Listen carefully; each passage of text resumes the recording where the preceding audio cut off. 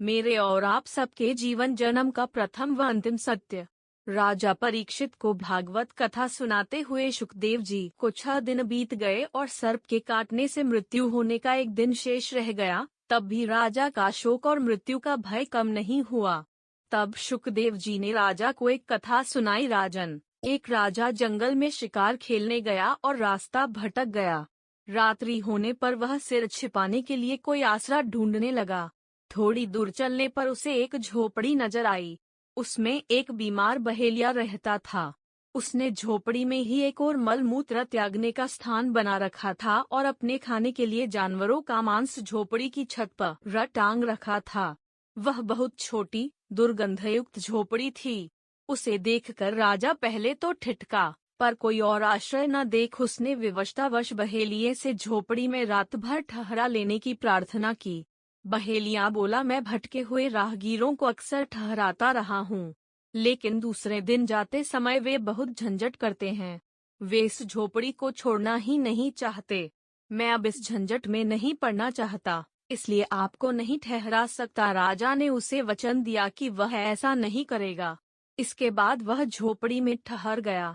किंतु सुबह उठते उठते उस झोपड़ी की गंध में राजा ऐसा रच बस गया कि वहीं रहने की बात सोचने लगा।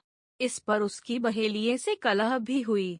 वह झोपड़ी छोड़ने में भारी कष्ट और शोक का अनुभव करने लगा। यह कथा सुनाकर सुखदेव जी ने राजा परीक्षित से पूछा, क्या उस राजा के लिए यह झंझट उचित था? परीक्षित ने कहा, वह तो बड़ा मूर्ख था, जो अपना राजकाज भूल और दिए हुए वचन को तोड़ते हुए अधिक समय तक झोपड़ी में रहना चाहता था। आखिर वह राजा कौन था? तब सुखदेव जी ने कहा, परीक्षित, वह और कोई नहीं, तुम स्वयं हो।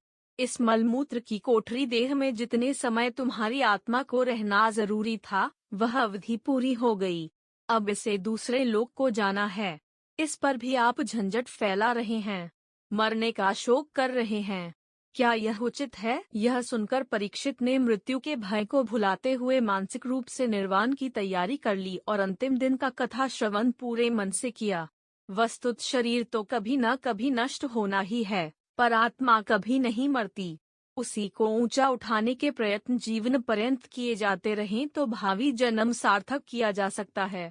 शुकदेव जी ने 7 दिनों में परीक्षित को पूरे श्रीमद् भागवत का उपदेश दिया।